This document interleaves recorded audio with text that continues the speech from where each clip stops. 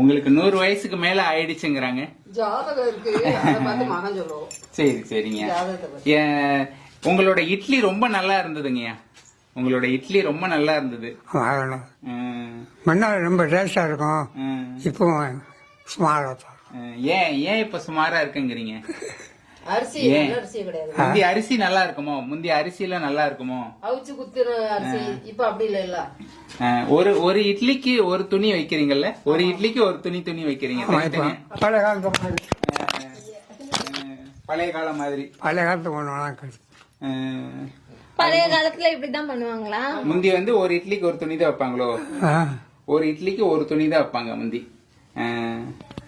சரிங்க. நீங்க எப்ப ஆரம்பிச்சீங்க இந்த கடையை? எப்ப ஆரம்பிச்சீங்கய்யா? கடை ஆரம்பிச்சதா வயது 70